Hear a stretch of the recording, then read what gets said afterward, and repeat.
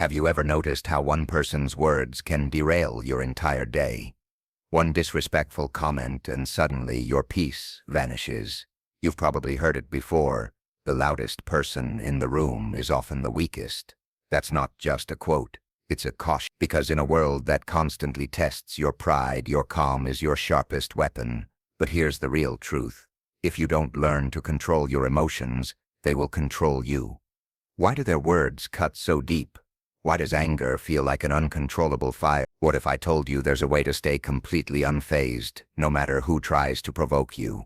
In this video, we'll share timeless Buddhist wisdom that doesn't just explain why you react, but shows you how to stop. Because the real issue, it's not them. It's your attachment. Stay with me. If there's just one thing you take from this video, let it be this. And there's a powerful bonus at the end that you won't want to miss. Lesson 1. The truth about anger. They lied. They disrespected you. They didn't value your effort, your loyalty, your presence, and now you're filled with rage. But ask yourself, who's really suffering when you're angry? You might justify it. They deserved it. I'm standing up for myself. Yet deep down something feels shattered. And that feeling? It's anger masquerades as strength, but it's a shield that burns from the inside. The Buddha once said, holding on to anger is like grasping a hot coal with the intent of throwing it at someone else. You are the one who gets burned. You think your anger protects you, but what if it's actually punishing you? The racing heart, the shallow breath, the words you can't take back. None of that hurts them, it hurts you. Anger is a trickster. It wears the mask of justice but delivers suffering. Every time you put that armor on, you bleed a little more. Take Ravi, for example. He worked hard, gave his best, yet was constantly ignored. One day when his manager publicly dismissed his ideas, he exploded. He quit on the spot, thinking he had reclaimed his power. But alone in his apartment, the fire didn't die out, it consumed him. He didn't defeat anyone, he simply gave them the power to ruin his peace. In Buddhism, anger isn't something to suppress, it's something to observe. Watch it rise, don't become it. Like all emotions, it will pass if you don't feed it. So next time anger appears, pause, breathe. Imagine holding boiling oil in your hands. Will you throw it, or will you drop it before it burns you? Because the truth is, you're never angry just because of what someone did. You're angry because of what you feel entitled to: recognition, respect, agreement. Ask yourself, is my anger protecting me or punishing me? Let that question linger. When someone cuts you off in traffic, let it go, not for them, for you. When your partner forgets something important, take a breath, not because they're right, but because your peace matters more than your pride. Anger offers false power. Real power lies in detachment, in letting go, in walking away not with bitterness, but with grace. The world won't stop trying to get under your skin, but you can stop letting it win. Master this and become unshakable, not because the world is calm, but because you are. Let me leave you with this. Don't promise when you're happy. Don't reply when you're angry. Don't decide when you're sad, because a disturbed mind does not see clearly. Drop the coal, choose peace. Build a mind so strong that no insult can break it. Lesson 2. Detachment. The power of letting go. Someone says something that cuts deep. You keep replaying it in your head. Their tone, their look, the way they dismissed you. You want to move on, but it lingers like a shadow, because you're still holding on to the string. Picture a kite, soaring through the sky, free, unbothered, weightless. Now imagine your hand clutching the string, trying to control every gust of wind. That's attachment. And the tighter you grip, the more your peace slips away. The Buddha said, attachment is the root of suffering. We suffer not because life is cruel, but because we demand it to follow our script. We expect others to act a certain way. We expect outcomes to match our plans. We expect emotions to align with our desire. And when they don't, we break. Not because life failed us, but because we were holding on too tight. Detachment isn't about not caring. It's about caring without controlling, loving without owning, showing up without clinging. And when you finally let go, you feel light. Every person, every detail, every outcome. Mira needed it all to meet her expectations. But when her startup crumbled and her partner walked away, she spiraled. The more she clung to how things should have been, the more she suffered. One quiet night under the stars, Mira asked herself, what emotional strings am I still holding on to? That one question opened a door. She realized she wasn't mourning the loss. She was mourning the loss of control. She wanted people to act differently. She wanted life to reward her. She wanted love to be predictable. But none of that was hers to control. True peace begins the moment you stop demanding life to be different. In Buddhist teaching, detachment doesn't mean pushing life away. It means embracing it without trying to control it. It's not rejection, it's acceptance. Nothing, no title, no success, no relationship is truly ours to keep. Everything is just passing through. When you let go, you begin to flow. Now pause for a moment and turn inward. What are you holding too tightly? Is it someone's approval? The need to always be right? The fear of losing what you've built? Now ask yourself, what if I let go? What would I feel without the weight of needing everything to go my way? Letting go isn't weakness, it's power. Because when outcomes no longer define your peace, you become untouchable. You walk into rooms with ease, not tension. You show up in love with confidence, not fear. You lead with clarity, not chaos. When you let go of trying to control them, you take back control of you, and in that space, you rise. Let this truth land deeply. You are not the string, you are the sky.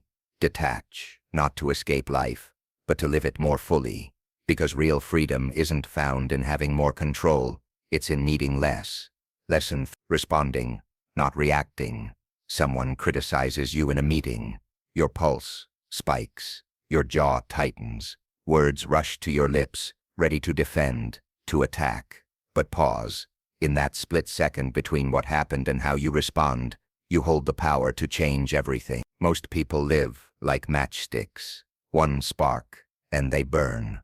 One comment, and they erupt. But what if instead of reacting like fire, you responded like a mountain, still, calm, unmoved? Viktor Frankl once said, between stimulus and response, there is a space. In that space lies our power to choose. In our choice lies our freedom. Buddhism lives in that space. That sacred pause between what the world throws at you and how you respond. Reacting is what the ego does to protect itself. Responding is what wisdom does to protect your peace. There's a story of a monk named Tenzin who taught children in a village.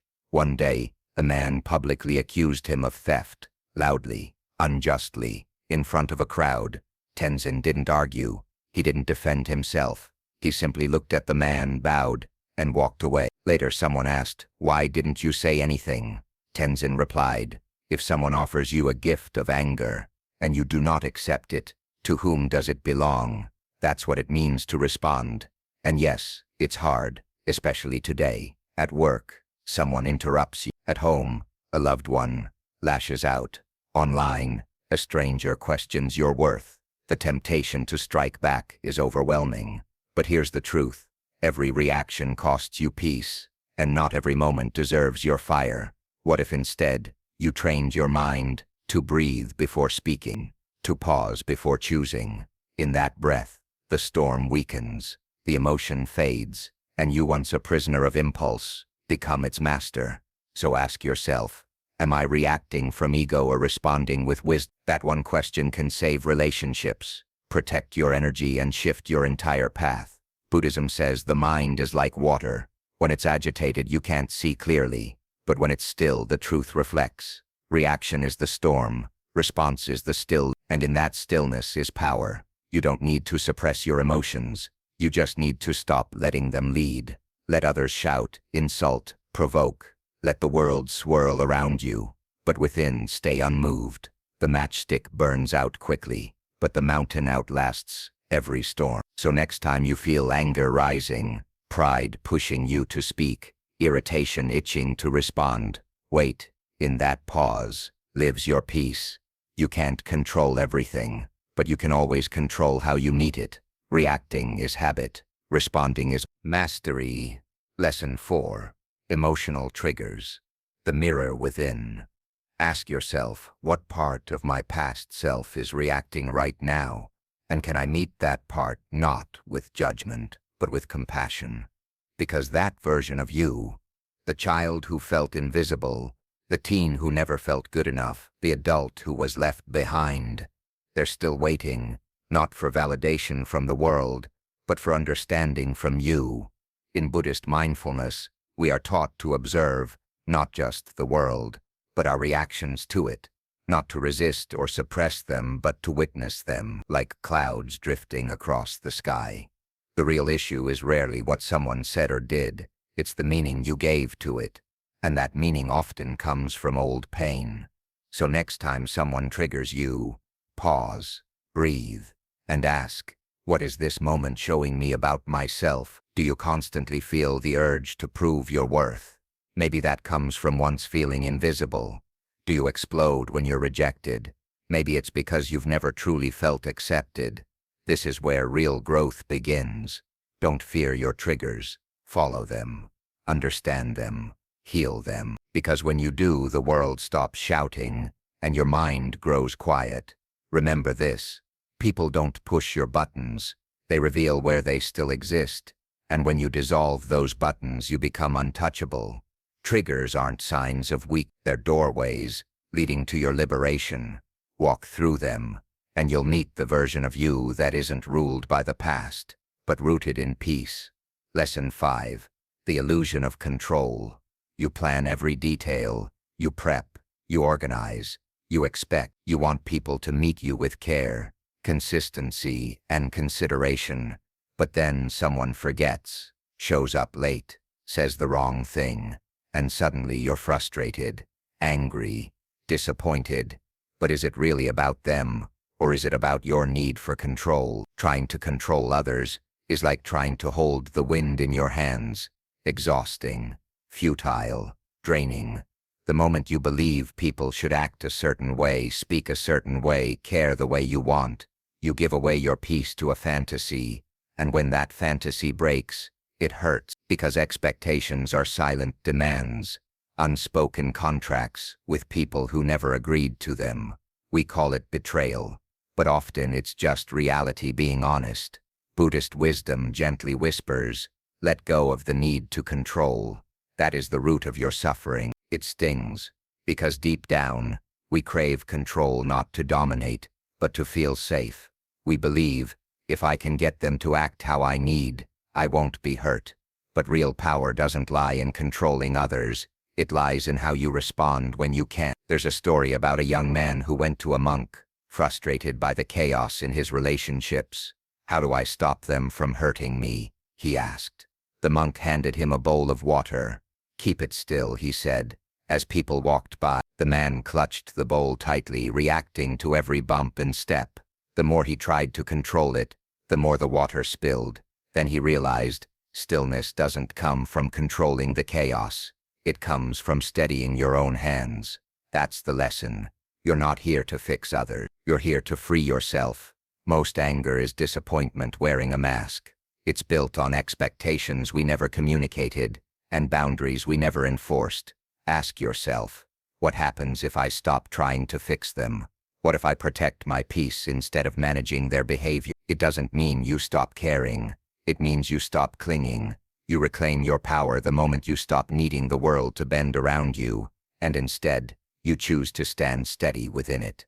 Acceptance isn't weakness, it's freedom, because when you let go of control, all that's left is truth. And truth, though uncomfortable, is where peace begins. Let others be messy. Let life be unpredictable. Let people arrive in their own time, with their own flaws. And you stay grounded, not by managing the storm, but by building the shelter within. Control is an illusion. Peace is a choice. Choose wisely. Lesson 6. How to stay calm in chaos. Life won't slow down for you. Deadlines won't pause. People won't stop interrupting. The world won't get quieter just because you're overwhelmed. Chaos is part of the deal. But here's the shift. Your peace doesn't depend on the noise outside. It depends on the stillness you build inside. Stillness isn't something you wait for. It's something you create. Be the eye of the storm, not the wind. Life will throw its share of delays, conflicts, and curveballs. But peace, in Buddhist wisdom, doesn't mean living without stress, noise, or struggle. It means staying calm in the middle of all of it. That shift in mindset changes everything. Stillness in the storm. Most people spend their lives trying to rearrange the storm. They wait for life to slow down, for others to behave, for everything to fall into place, before they find peace. But that's like waiting for the ocean to be still before you learn how to swim. True power is choosing peace in the middle of the noise. It's not about escaping pressure. It's about training your mind to be calm within it. When the world starts spinning, where do you go? Your breath is the anchor. Your awareness is the center. You don't stop the storm. You stop yourself from becoming it. There's a story of a monk who lived near a noisy village. Every morning carts rumbled, people argued, and chaos echoed through the walls of the temple. His students complained constantly. One day the monks said, "You can learn from silence. But true wisdom is learning to find silence within noise." Over time, he taught them to meditate with the noise, not against it.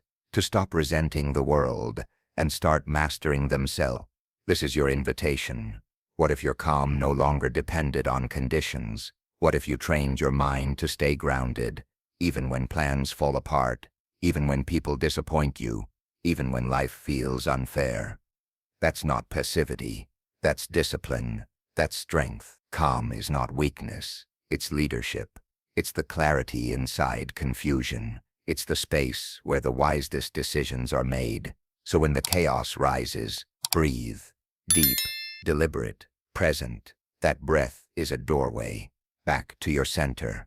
The storm may rage around you, but you decide how you show up within it. Ask yourself, can I stay still when the world swirls around me? Can I choose calm anyway? Because that is the practice. In traffic, in tension, in uncertainty. To pause instead of panic. To respond instead of react. You're not here to match the chaos. You're here to rise above it.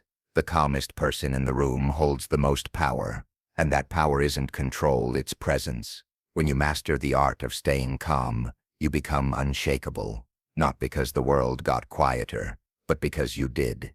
Stillness is your superpower. Calm is your rebellion. Chaos may visit, but it does not own you. Lesson 7. Compassion over conflict. Someone snaps at you.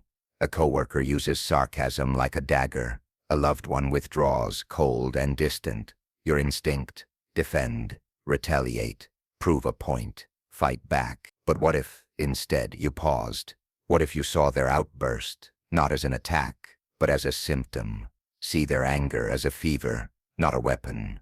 When someone is burning with pain, it's rarely about you. It's about something deeper, often invisible. Buddhist wisdom teaches, understanding is the foundation of love. Without it, there is no peace. And understanding doesn't mean agreeing. It simply means seeing clearly. Think back to a time when you lashed out, not because you were cruel, but because you were overwhelmed, misunderstood, or exhausted. People often react from pain, not power.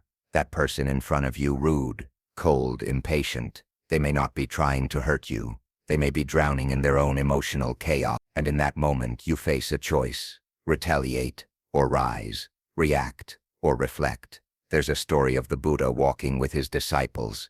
A man approached and hurled insults at him. The Buddha stayed calm. Later, his students asked why he didn't respond. He said, if someone offers you a gift and you do not accept it, to whom does it belong? Not every insult must be carried. Not every conflict must be escalated. Sometimes the strongest response is no response, just awareness. This doesn't mean you become passive. It means you lead with compassion, not compliance, but consciousness. Ask yourself, what is this person battling inside that I cannot see? Maybe it's grief, maybe fear, maybe a storm they haven't even named yet. Compassion doesn't excuse behavior. It transforms your relationship with it. You begin to realize, this moment isn't about being right. It's about being wise. Offer space, if needed. Silence, if words will only wound. Kindness, if your heart has the strength. And if you cannot respond with warmth, respond with non-harm. Because when you don't add fire to fire, you end the cycle. Imagine how powerful you'd become if no one else's chaos could provoke your own. That's not weakness. That's emotional mastery. It takes strength to protect your peace. It takes wisdom to see pain where others see punishment. But every time you choose compassion over conflict, you create a different kind of power, the kind that softens the world. So next time someone's words sting or their tone cuts, take a breath and ask, can I meet this pain instead of fighting it? Because peace isn't just found in silence, it's found in compassion. And the person who sees past the mask of anger and touches the wounded heart beneath is the one who truly transforms the moment. Lesson 8. Radical acceptance. A storm arrives, not in the sky but in your life. A relationship ends, a dream slips away, a conversation turns bitter, and instantly the mind shouts, this shouldn't be happening, this isn't fair, why me? But Buddhist wisdom teaches something radical. Pain is inevitable, suffering is optional. Suffering multiplies when we resist reality. What does that mean? It means the event may hurt, but the story we tell about it hurts more. It's not the moment itself, but our fight against the moment that deepens the wound. What if, instead of pushing the moment away, you let it? Acceptance is like warm rain, softening even the hardest soil of suffering. There's a story of a monk falsely accused of wrongdoing. When confronted, he didn't protest or defend. He simply replied, is that so? His peace didn't come from the absence of injustice. It came from the absence of resistance. Radical acceptance is not passive surrender. It is a deep, unshakable power. It's the choice to meet life as it is, even when it's painful, even when it breaks your plan. Because when you accept what is, you reclaim your energy that would have been lost in arguing with reality. Acceptance doesn't mean approval. It means recognition. It means clarity. It means I see this moment clearly, and I will meet it with grace. Ask yourself, what am I still resisting? And is it costing me more than it's worth? Is it a person who never changed? A past that didn't unfold how you imagined? A future that never arrived? Letting go of resistance isn't giving up. It's stepping into clarity, into peace, into the next right step.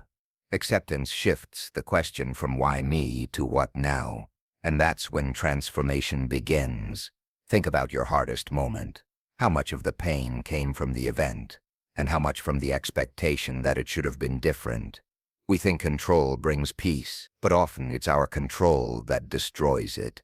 To accept what is, without condition, without judgment, is to say this is what life is offering me right now. I will meet it with grace. Radical acceptance is not the end, it's the beginning of a strength that doesn't depend on life being perfect, only on you being present. Because when you stop wrestling with reality, your hands are finally free to build something new. So when life disappoints you, when things don't go your way, pause, breathe, and ask, can I meet this moment exactly as it is? You may find that peace was never far. It was just waiting for you to stop resisting. True strength isn't found in control. It's found in surrender. And surrender isn't falling. It's finally standing with life, not against it. Lesson: you are not your emotions. A wave rises. Irritation, anger, hurt. Someone interrupts you, criticizes you, dismisses you. Your chest tightens, your breath shortens, your mind races. In that moment it feels like you are the emotion, but you're not. Anger is a visitor, not your identity. Sadness is a wave, not your name. Feelings come and go, like clouds in a windy sky. But you are not the clouds, you are the sky. There's a line from Buddhist practice, conscious breathing is my anchor. That's the truth, because you don't control what emotions rise, but you can choose how you relate to them. Emotions are energy, real, valid, important, but temporary. The mistake is not in feeling them. The mistake is becoming them.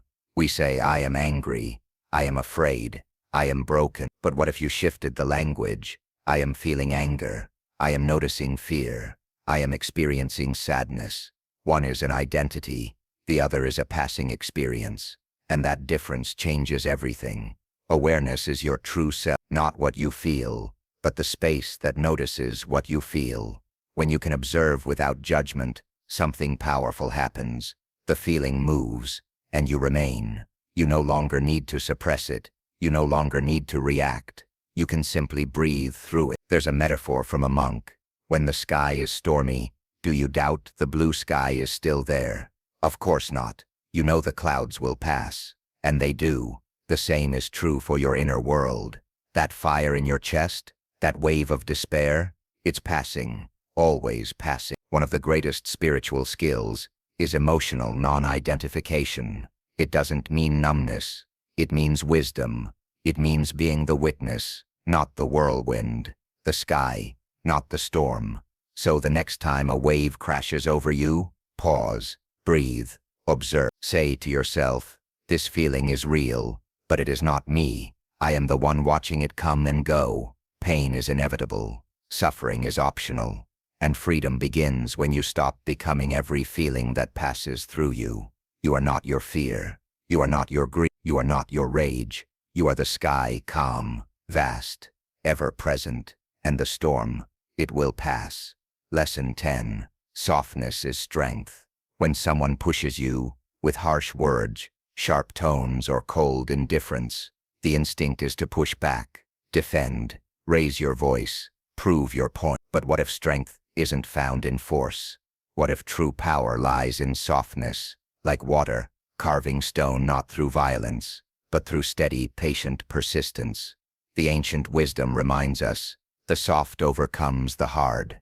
The gentle is stronger than the forceful. This isn't what the world teaches. We're told to armor up, speak louder, strike first. But real strength doesn't need to shout. It doesn't seek to crush. It holds its ground without resistance. Imagine a river winding through rock. It doesn't fight the stone. It flows around it, and over time, reshapes the entire landscape. Softness isn't weakness. It's presence. It's grounded power that refuses to be provoked. It's the ability to respond, not react. Stillness isn't submission. Silence isn't retreat. They are sovereignty. Your quiet claim to your own peace. In a world that confuses dominance with leadership and volume with value, choose differently. Ask yourself, am I meeting resistance with resistance? Am I choosing force out of fear? Or can I meet this moment with grace? Softness allows you to stay open, to listen deeper, to understand without rushing to judgment, to lead with empathy. Even when the world is hard, you don't have to overpower anyone. You only need to remain rooted in yourself. Softness conserves your energy, so it can be used to build, to heal, to grow. And that is a different kind of power, not one that dominates, but one that transforms. So next time someone tries to unbalance you, picture yourself as water, not crashing, not clashing, but flowing, around, through, beyond. Softness is not your weakness, it's your unstoppable force. Lesson 11. Let silence win. Someone provokes you. They poke, push, demand a reaction. They throw words like weapons, hoping to pull you into their chaos. And your instinct to explain, defend, retaliate, prove. But what if your greatest strength was not in words but in silence? Silence is not surrender. It is mastery, a power cloaked in calm. It is the sword that cuts through conflict, without bloodshed, without sound. Buddhist wisdom reminds us, silence is a source of great strength. Imagine a heated argument. Voices rise, emotions burn, egos fight for dominance, and then one person falls silent. No reply, no justification, no escalation. Suddenly the storm has nothing to feed on. The fire flickers, because silence gives it no oxygen. In that moment, silence is your shield, your boundary, your unexpected answer. It's not passivity, it's elevation. It's the refusal to lower yourself into noise. You don't have to respond to every attack. You don't have to explain your truth to those unwilling to hear it. Let silence be the answer that confuses conflict, that starves ego, that ends the cycle. Not every misunderstanding needs correction. Not every insult needs defense. And not every battle is yours to fight. Silence allows you to remain untangled, clear, unbothered, present. So the next time someone tries to bait you, pause, breathe, let them find no fire in you. Let your stillness speak louder than any argument ever could, because silence isn't empty, it's full of clarity. And sometimes the most powerful voice is the one that says nothing at all. Lesson 11. Let silence win. Where peace isn't the absence of disagreement, but the refusal to engage in needless battle. When you stop reacting, you maintain control over your energy, your mind, your peace. Ask yourself, what would happen if I didn't defend, explain, or fight back this time? What if instead of arguing I simply held space in silence? The world is noisy and frantic, but silence can cut through the chaos like a sword, not by force, but by absence. Absence of reaction, absence of struggle. In that quiet space, others may reflect, cool down, or simply expose their own unrest. Without your participation, silence disarms anger, confusion, and insult. Because it's unpredictable, people expect you to react, to explain, to justify. When you don't, you become an enigma, a force that can't be pulled into their story. This is freedom. Freedom from the cycle of conflict, from the draining need to be right, from the endless effort to be understood. By choosing silence, you reclaim your energy. You become the calm eye in the storm, unshakable, clear, untouched by ego's demands. So the next time anger or criticism comes your way, try letting silence win. Watch how the energy shifts. Watch how your heart remains soft, your spirit remains strong. This is the strength of silence, the invisible sword you carry always. Bonus lesson. Joy is the ultimate protection. Imagine walking through a crowded world, the weight of others' judgments pressing in. You might think their words have power, but what if you wore a shield so strong that no insult, no anger, no turmoil could pierce it? That shield is joy. A joyful mind is a fortress no enemy can penetrate. Joy is not naive. It's not the absence of challenge, nor a mask over suffering. It's deeper than happiness. It's presence, gratitude, a choice to carry light, no matter the storm. When you cultivate joy in a breath, in a small kindness, in noticing beauty, you build a fortress around your soul. This doesn't make you immune to pain, but it makes you resilient to it. Think of how often you give your peace away. A sharp word, a missed expectation, a rude stranger, and suddenly, you're depleted. But what if you took back your joy, made it your default setting, your armor, your ground, your gift? The energy you carry shapes how the world responds, and joy, chosen again and again, transforms. It turns away attack. It soothes tension. It shields without needing to resist. Joy confuses those who expect anger, and welcomes those who seek peace. Ask yourself, am I giving my mood away too easily? What if I chose joy, not as reaction but as my way of being? This is not blind optimism. It is a radical return to power. Because when you anchor in joy, anger fades, criticism slides off, you become unshakable, not by avoiding the storm, but by carrying your own sunlight within it. Wear joy, like armor. Let it protect your heart, your mind, your peace. Let it remind you, you are free, and freedom is the ultimate peace. Quick summary of the principles. The truth about anger. Anger is a self-inflicted wound. It pretends to protect, but only deepens suffering. Real strength is in observing it, not acting from it. Detachment. The power of letting go. Letting go doesn't mean not caring. It means not clinging. Peace begins when you stop holding what's not yours to carry. Responding, not reacting. Reaction is impulse. Response is wisdom. A pause creates space for clarity. Choosing energy wisely. Protect your energy. Don't spend it proving, pleasing, or controlling. Emotional triggers explained. Triggers are old wounds in disguise. Use them as mirrors, not weapons. The illusion of control. Peace isn't found in control, but in surrendering what you can't shape. Radical acceptance. Acceptance isn't approval. It's the courage to meet reality as it is, and move forward from there. You are not your emotions. Emotions are clouds. You are the sky, Observe them, don't become them. Softness is strength. Softness isn't weakness, it's resilience. It moves around conflict instead of into it. Let silence win. Silence is power. It protects peace, confuses conflict, and creates space for wisdom. Joy is the ultimate protection. Joy isn't naive, it's armor, a radiant inner presence that shields you from chaos. Mastering the inner storm. You can't control the weather. You can't control people. Most frustration comes from trying to do both.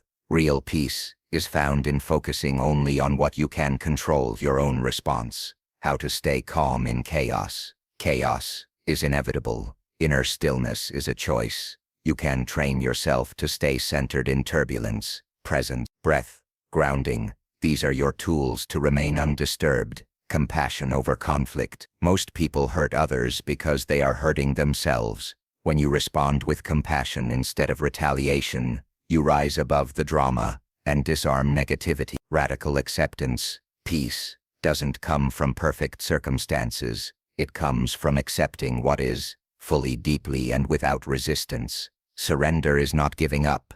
It is the beginning of emotional freedom. You are not your emotions. Feelings pass through you like weather across the sky. You are not your anger, your sadness, your irritation. You are the one who sees it all.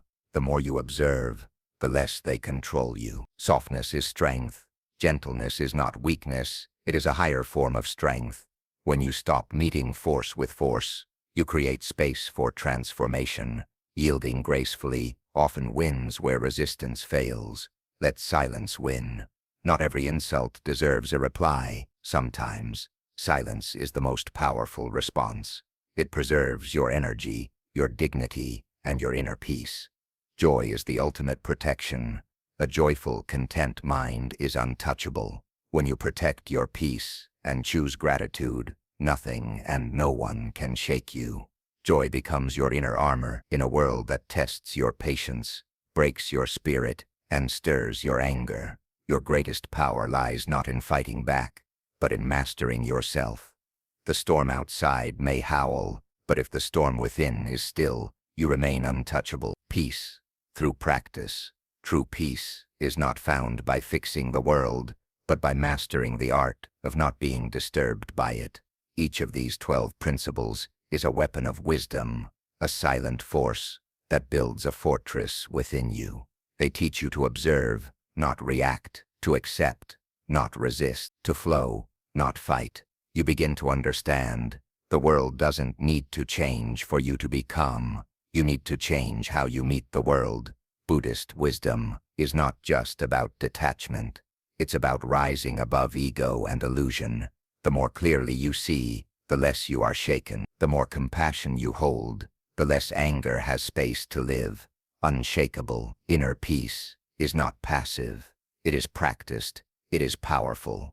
With breath, mindfulness, and a shift in awareness, you can transform every trigger into a teacher. And in that shift, you become unshakable, not because nothing happens to you, but because you no longer allow it to define you.